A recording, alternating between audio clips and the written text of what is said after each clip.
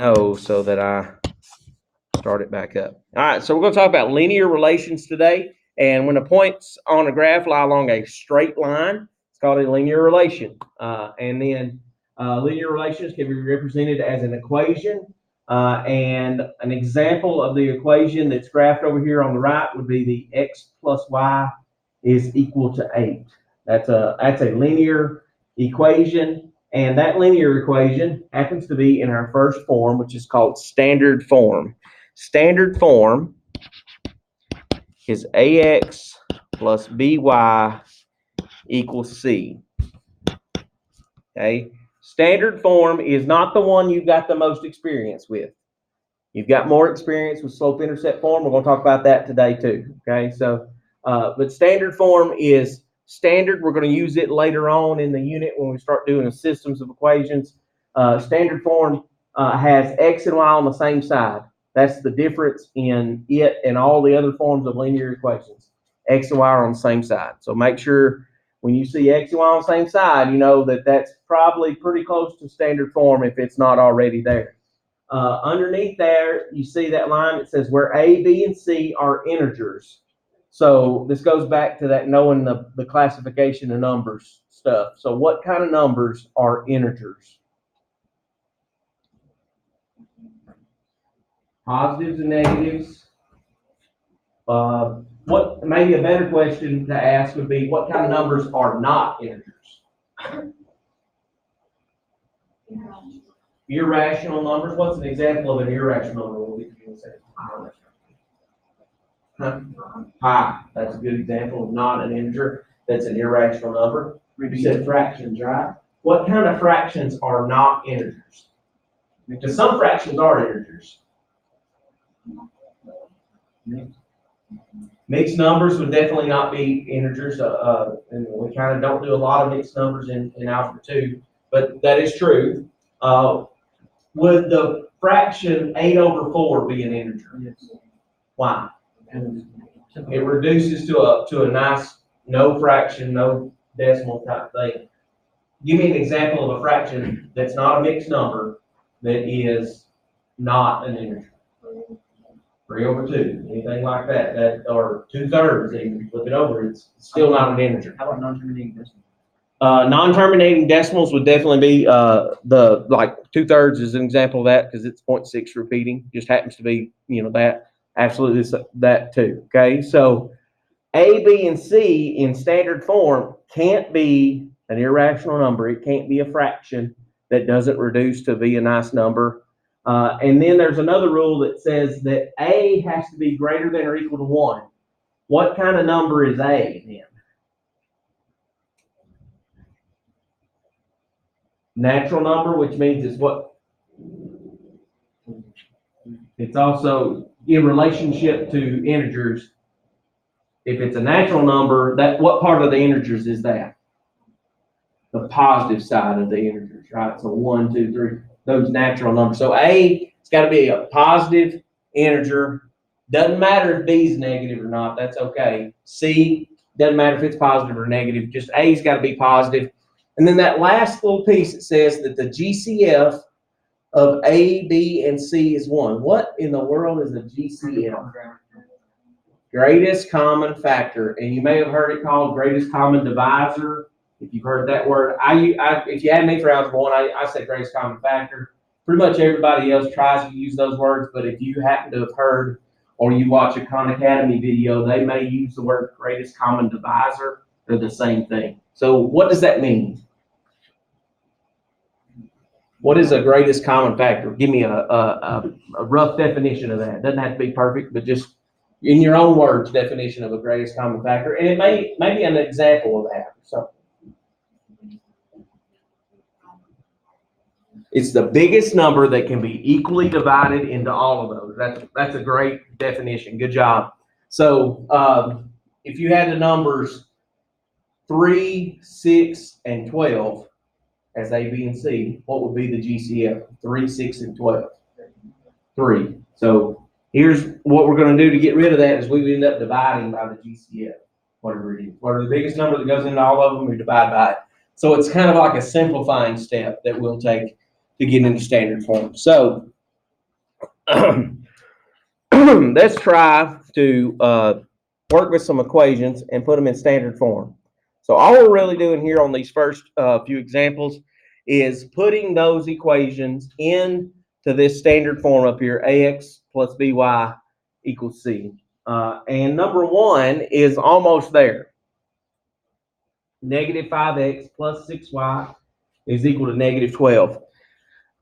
That has integers in front of x, y, and c. They're a, b, and c are integers, right? There's no fractions there. So that check on that. Is a greater than or equal to 1? No. So it's negative. So how do we change the sign of that? What would be a legal way, since this is an equation, what's legal to do? By what? Can't divide by negative 5 because it doesn't go into everything. If I divide by negative 1, does negative 1 go into all of those numbers? Yes, negative 1 goes into all those numbers, and it goes evenly, but what does it do to everything? Changes the sign to be 5x minus 6y is equal to positive 12 now. And then we check our rules about GCF. 5, 6, and 12. Do they have anything that goes into all of those other than 1? No. 6 and 12 do, but the 5 messes that up. So that would be standard form. So all we had to do was change the sign of A there. And if you change the sign of A, you got to change the sign of everybody else. Okay. All right. Number 2, a little bit more difficult. Doesn't have X and Y on the same side. So what would be our first step? Move the 2x by subtraction. So that's going to give me negative 2x plus y is equal to negative 9. Why was it plus y? Because that y over there was positive, right? It didn't have a sign in front of it. So if there's no sign in front of it, it's a positive. So that's why we do a plus. And then, can I do this one just like I did 1? Yeah. Once I get there, if I divide everybody by negative 1, that gets us the a being positive, which is what we want. And then 2, 1, and 9 don't have anything else in common. So there we have standard form. Okay. Number 3, right there, 9x plus 6y minus 24 is equal to 0. Okay, so get the c over there. So plus 24. So 9x plus 6y equals 24. A is positive this time. Number in front of x is it's good as far as positive goes. And then, so we're down to the rule about the GCF, 9, 6, and 24. 3 goes into all of them, so we're just going to divide them all by 3. 3x plus 2y equals 8, and there's our standard form for that equation. Not too bad. Number 4 there. 7y equals 7 minus 7x. Okay, get x and y on the same side by adding 7x. That's a good idea. So it'll be 7x plus 7y equals 7. Pretty obvious GCF on this one, right? Divide everybody by 7. When you do that, you get x plus y equals 1. And that's definitely standard form there. And then they get mean to us and they throw some fractions in there. And remember, our rules about standard form are that you can't have fractions. A, B, and C have to be integers. So they've got x and y on the same side. They've got the number in front of x being positive, but we don't have integers there. So we've got to figure out how to get rid of both of those fractions. And does anybody know how to clear fractions? Say it again. No. My rule in Algebra 2, never make a mixed number. Just log that in the file for today. Now, don't make anything a mixed number. Or unless it's a real world problem or a money problem, don't change it to decimals either. So if those x's and y's weren't on there, we were just going to subtract those two fractions, what would we have to do to subtract or add fractions? What do we have to have? The same denominator. And the common denominator is the key to getting rid of fractions in these problems. Okay? So what would the common denominator between 3/4 and 1/3 be? 12.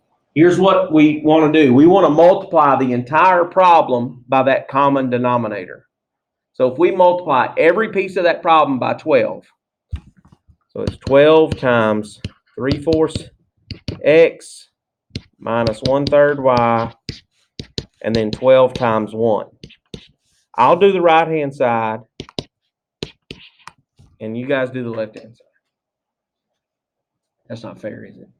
Okay, what's 3/4 of 12? Maybe think about 12 over 1.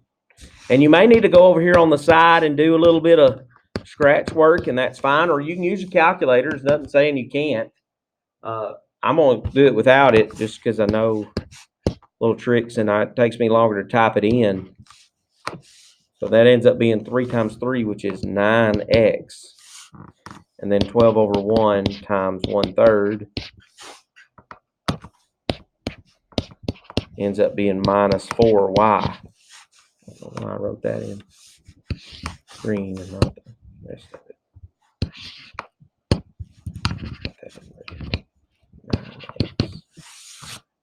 And then we check that for the GCF. So the common denominator is what you want to use to clear fractions. Anytime you got fractions in your problem, common denominator will get rid of it. Okay. 12 happens to be that common denominator here. Do 9, 4, and 12 have anything in common? No. So we are in standard form. Good to go. All right, number 6. Got a fraction in it, but it's only got one of them, so that makes it a little easier. What would be our first step? Move the y. So it's going to be 1/6 x minus y is equal to -2. Be careful, don't drop that sign. If you look through that test that I just gave back, I was a little bit more generous on the sign mistakes for the final answer than I normally am. But sign mistakes in the work, I couldn't overlook because it can get you the wrong number out of that. So some of you got lucky, and the sign mistake you made was the very end. Some of you made sign mistakes throughout, so be careful with signs. So that's a -2 because it was a -2 in the original. Now, there's only one fraction, so the common denominator has to be what? The denominator of that fraction, 6. So I'm going to multiply everybody by 6. So that's going to be x minus 6y is -12.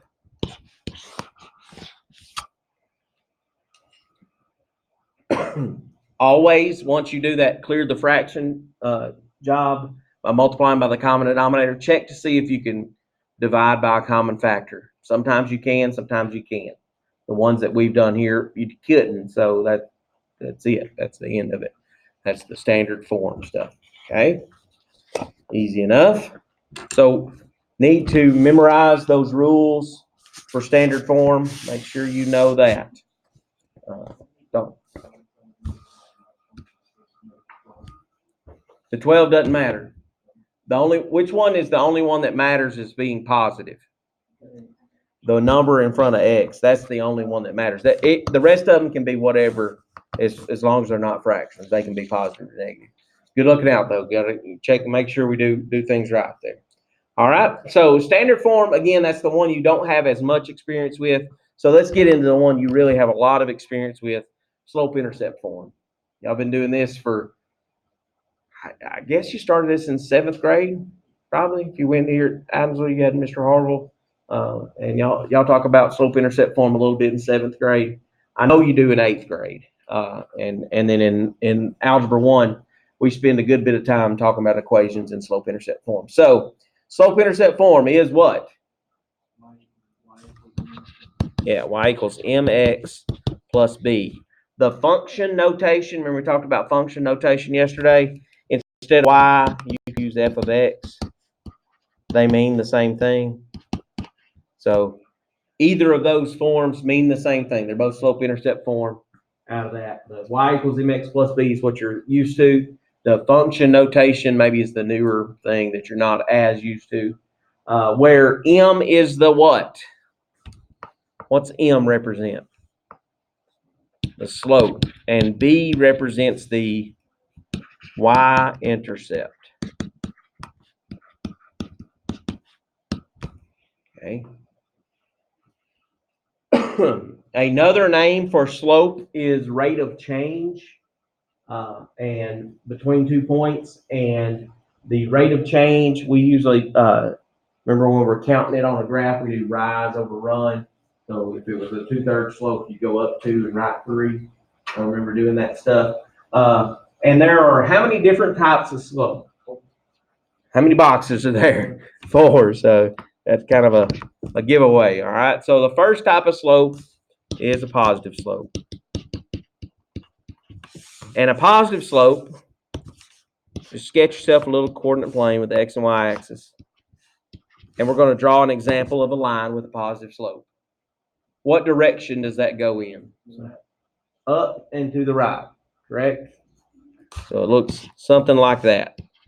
Maybe steeper, maybe flatter, but it's still going up and to the right. So positive slope goes up and to the right. The antonym of that would be the negative slope.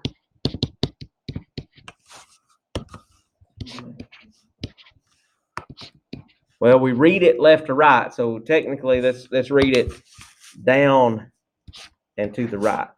Because we're going to read it left to right.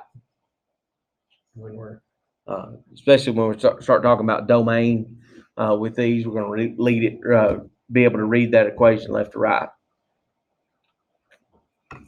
What would be another type of slope? There's 2 more kinds. Anybody remember?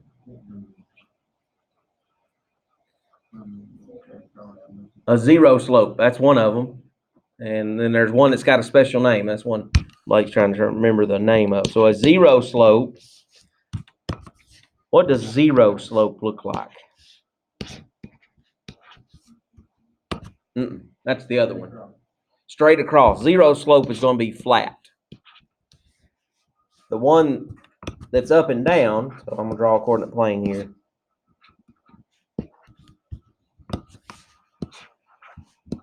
So a line that goes straight up and down has, does anybody remember the word? If you were in my Algebra 1 classes, when we did slope, we did zero under the line is undefined. That was the word that we used. So vertical lines have undefined slope.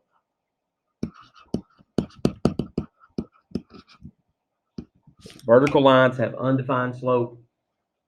Horizontal lines have zero slope. Positive slope up and to the right, negative slope down and to the right. Okay, so recognizing those things, really, really easy thing to do. So let's graph some lines that are in slope-intercept form, and then some that are not in slope-intercept form. So number 7 is already there. So what's the first thing that we do? Graph my y-intercept. What is my y-intercept? Positive 7. So I'm going to go up to 7 on the coordinate plane. 1, 2, 3, 4, 5, 6, 7. What's the slope? 2 over 5. That's a positive 2 over 5, isn't it? So we should go up 2 and right 5. But I ran out of grid space. So what other direction could I go? Down 2 and left 5, yeah.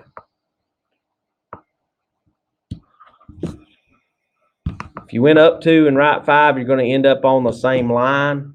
But if you're out of grid space, you're kind of guesstimating where that's at. So, be able to count your slope in both directions there. And draw that line, put arrows on the ends.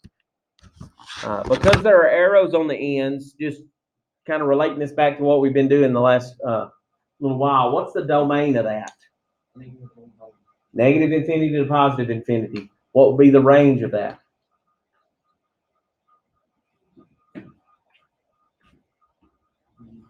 Remember reading bottom to top. So this one's pointing down and to the left, right? So it's going still going down. It's going to the left too, but it's going down, right? So that's going to go toward where? Negative infinity, and that arrow is pointing up and to the right, so it's still going up. So that's going to go toward where? Positive infinity. So the range would be from negative infinity to positive infinity as well on that. So just kind of trying to tie some things together that we've been doing. Number 8, it's in the function notation for that. It's the same as y equals mx plus b. It's just got f of x instead of y. So what's our y-intercept for this one? Positive 2. I'll put a dot at positive 2. And my slope is, down 1 over 1. And I don't have to count another direction with this one. I could go up 1, left 1. It's still a -1 slope. Just a few points there so you get a nice precise line. And I didn't do a very good job. Try again. That's close enough. Pretty straight line. Nice little straight line. Straight edge would be handy. If you don't have a ruler, just take you a piece of paper and fold it a couple of times just to make it thicker. And, if you'll fold it a couple of times, the edge of it's going to be a straight line. So that gets you a nice, all you need is a straight edge. You don't need a ruler, even though that's what I'm using. You don't have, just something straight. If you want to use your driver's license or permit or something, I did that pretty much all through high school. So it'll get you a big enough straight line to get you there. All right, number 9. What's wrong with it? It's not in slope-intercept form. What form is it in? Standard form. So standard form is not really a great one to graph out of. So let's put it in slope-intercept form so that we can graph. So how do I put that in slope-intercept form? Can't do that yet. I'm going to get rid of the x first so that y is by itself. So 3y is equal to -x minus 15. Again, I'm putting the variable part in the front because that's the accepted way of putting it in slope-intercept form. And then the last step is to divide by that 3. And everybody gets divided by that 3. So it's going to be y equals -1/3 x minus 5. And notice I just took that -1 that was in front of the x and made it my numerator on my fraction. And so where do I start with that one? At -5. So 1, 2, 3, 4, 5. And then a slope of -1/3. Down 1 and right 3. I could go up 1 and left 3, and it's the same thing. And then I connect those dots.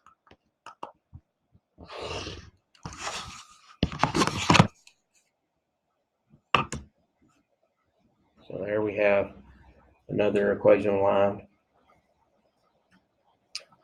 Look at number 10.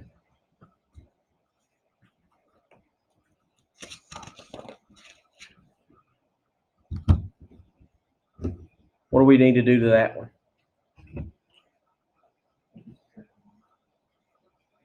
Okay, I could subtract y, and then I end up having to do what?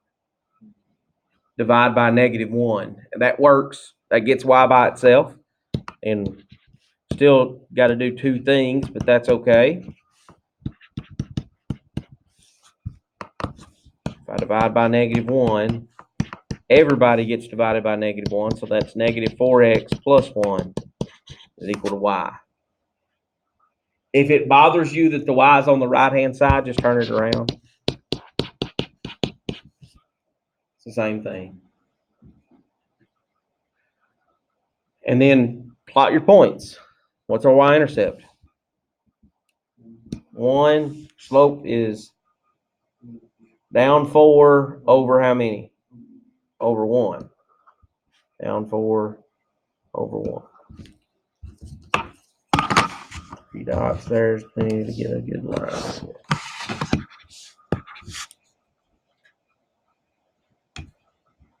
So slope-intercept form, getting those, get y by itself. That's all you got to really do, and then go from there. Okay. Any questions about 7, 8, 9, or 10? We got a lot of experience with this. I mean, we've been doing this a while, so that should be one of the easier parts to this. Now, the most common missed or commonly forgotten equations of lines or graphs of lines are the vertical and the horizontal lines. We talked about this in my college algebra class, but today was a work day for them. So yesterday in class we were talking about vertical and horizontal lines in relation to some bigger picture ideas that we were dealing with larger functions. But again, those guys are taking college algebra, and this comes up. And it was one of those things that about half the class remembered how to do it. The other half were like, yeah, I can't remember which one's which, okay? So vertical lines have what kind of slope?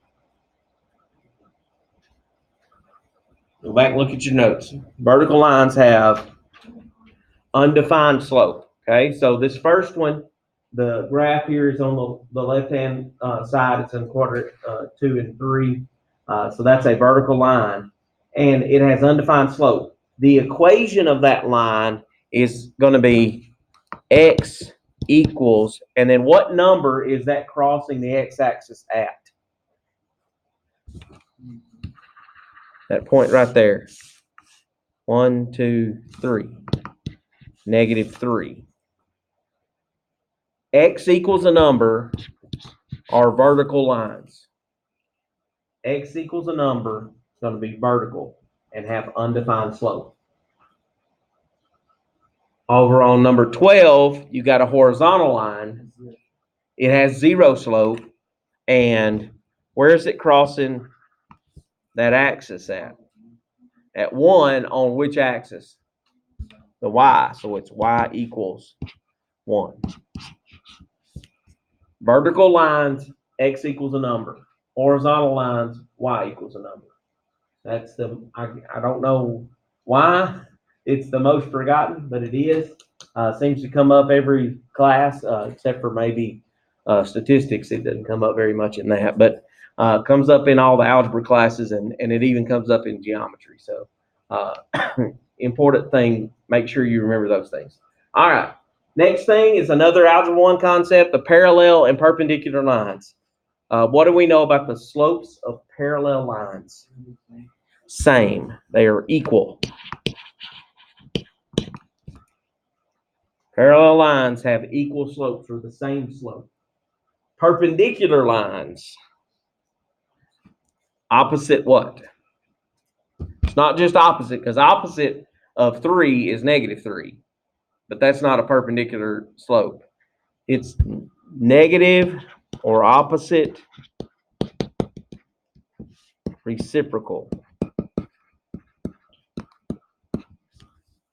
Negative reciprocal. That means flip it and change the sign.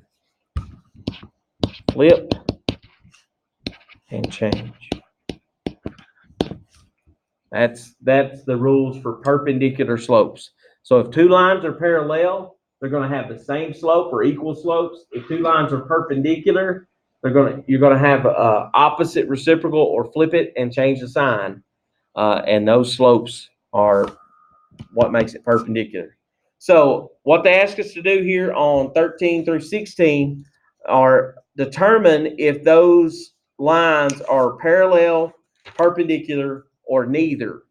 So what would be the definition box here only had parallel and perpendicular. What's a neither case? What's that mean?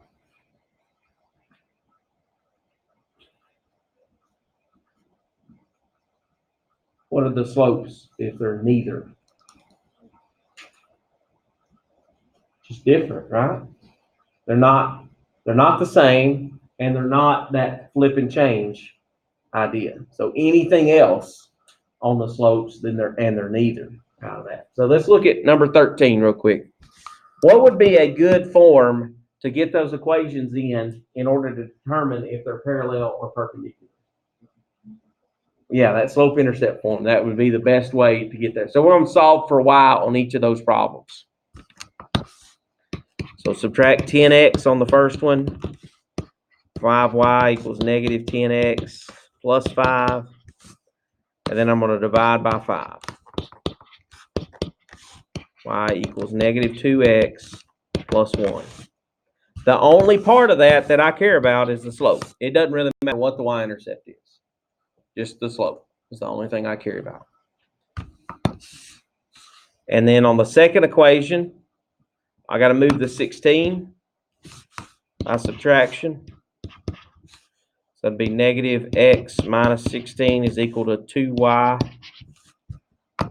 divided by 2. So that'd be negative 1/2 x minus 8. The only part of that I care about is the slope.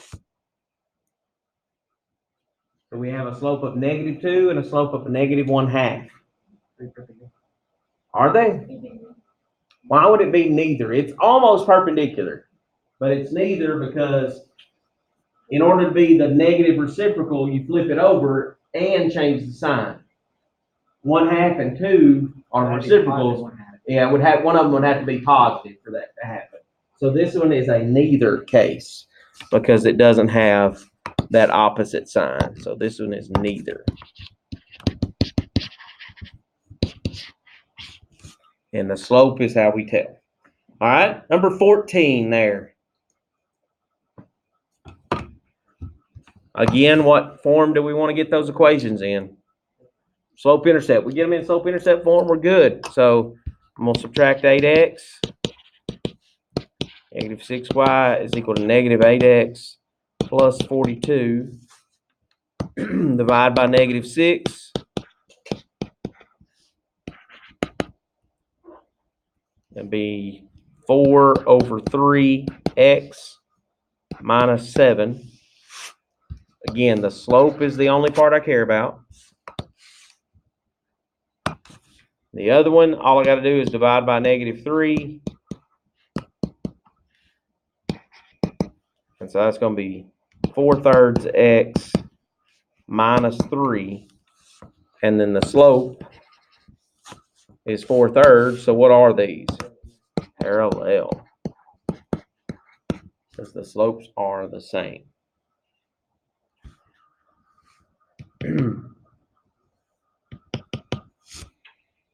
What about number 16? It's a little bit weird. 15, I don't think we have to do that one because it's too similar to the others. So no sense in wasting your time making you do another one. They're parallel if you're wondering. 16, what's special about those two? They're undefined. All right, so an undefined slope for the x equals 2. And then y equals 2 is a 0 slope, but that's horizontal. So those have to be perpendicular. So those are perpendicular.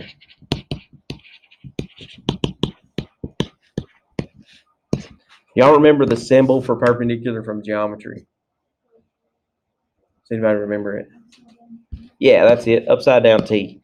So instead of having to write out the word perpendicular over and over, you can use the symbol upside down T like that. That's fine with me. That'll keep you from having to write out that word so much. So perpendicular, upside down T. All right. Last couple of things here. X and Y intercepts. So X intercepts where the line crosses what? The x-axis. Y intercepts where it crosses what? The y-axis. Okay. So identifying the X and Y intercepts really easy to do. If you got the graph, you look at the x-axis. Where does it cross it? At that point. Where does it cross the y-axis? So for this graph here, what's the x-intercept? So the ordered pair would be -3, 0. And the y-intercept,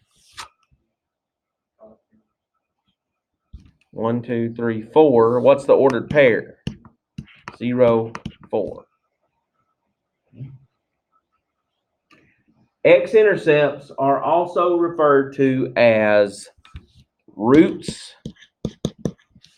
zeros, or solutions. We will use that a ton over the next month or two. Roots, zeros, solutions. Those are x-intercepts. So if they say find the roots, that means find where it crosses the x-axis. If it says find the zeros, that means find where it crosses the x-axis.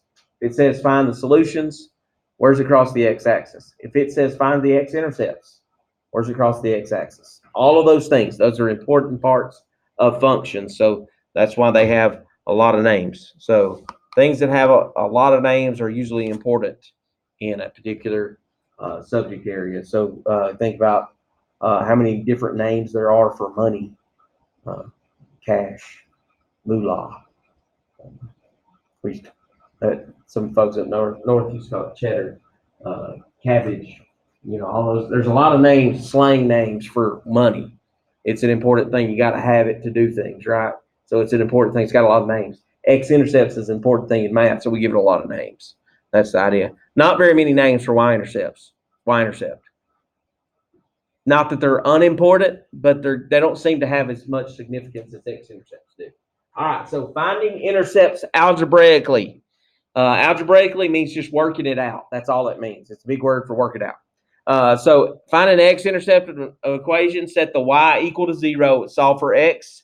Find the y-intercept, set the x equal to 0, solve for y. And then those points can be used to graph an equation. So for this example, they give us an equation. If they want us to find the x-intercept using that method, all we got to do is put a 0 in the place of y and solve it. So it goes back to that easy solve of equations that we've done. So -5 is equal to -2x. Divide by -2. The x-intercept is at positive 5 over 2,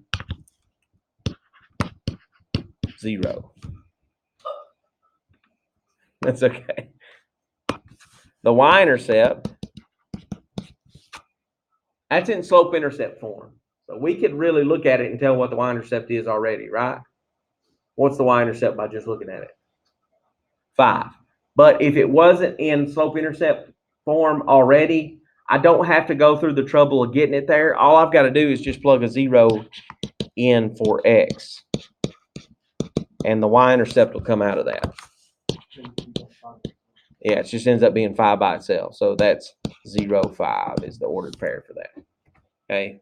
So if it's in slope-intercept form, you get the y-intercept for free. Y'all know how to look at that and get that. But the x-intercept, you're going to have to plug in a 0 for y and solve. So let's look at just a couple of these. We won't do all of these examples because it gets a little redundant. Number 1, let's do that one. Let's find the x-intercept. And then find the y-intercept. The y-intercept is too easy, but so the x one is a little harder. How do we find the x-intercept? Put a 0 in the place of what? Y. So I'm replacing y with a 0 and then solving the problem.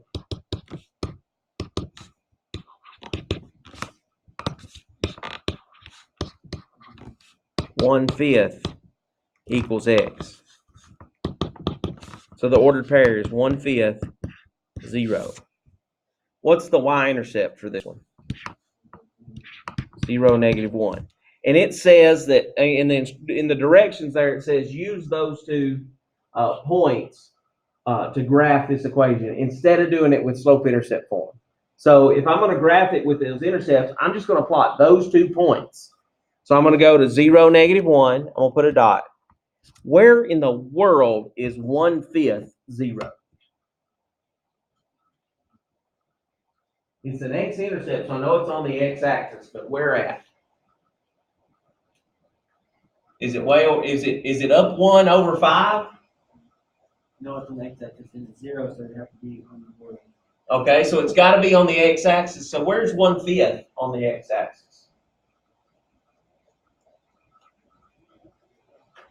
Where's 1/2 on the x-axis? Halfway to 1, right? 1/5 is going to be even closer to 0, right? So it's going to be real close to the origin there, but it's between 0 and 1, but closer to the origin. So we're just having to estimate where that's at. There's nobody that's going to be able to eyeball exactly 1/5, but we know that that point's going to be somewhere around where I put that dot right there. And then we can connect just those 2 dots, and we get the equation of that line.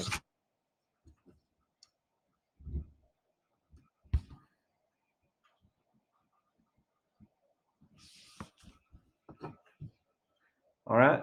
So instead of doing it with slope-intercept form, if it says in the direction to use the intercepts, you plot those 2 points and draw your line instead of doing the rise over run thing.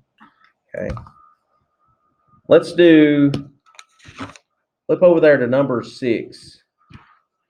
We'll do it because it's got, number 6. Let's do it. It's got fractions in it, and everybody loves fractions, so we do that. It's not quite in standard form. It's close. It's got fractions in it, so it can't be standard form. But it really doesn't matter if it's in standard form or not, because all we're looking for is x and y intercepts. So if we're going to find the x-intercept, what do we put in the place of y? 0. So if I do that, what happens to that 1/3? It goes away because it's times 0, so it ends up being nothing there. So we end up with 3/4 x is equal to -2. How do you solve that equation? By the 4/3, the reciprocal. That's going to be x, and that'll be -8/3. Again, leave that as a fraction. When we go to graph this, we're going to think about it as a decimal, but when you're writing your answers, leave it as a fraction. Let's find the y-intercept. What do I put the 0 at for the y-intercept? In the place of x. So 3/4 times 0, what happens to it? It cancels out. That goes away. And I got a -1/3 y.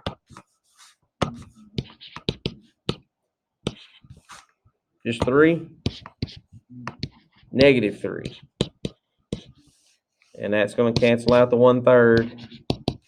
Be +6. So the y-intercept is 0, 6. 3, 4, 5, 6. And then where is -8/3? What would it be as a decimal? The 3 goes into 8 2 times. And with how many left over? 2. So -8 2/3, which is -8.6 repeating. So again, if your calculator, you just do -8 divided by 3, and it'll give you that decimal for that. So -2.6 repeating. So where is -2.6 on the x-axis? In between the -2 and the -3. Is it closer to -2 or closer to -3? Closer to -3. So I'm going to go to -2. -3 is there, so I'm going to go just a little bit past halfway and put myself a little dot. And then I'm just going to connect those two, draw the graph of that line.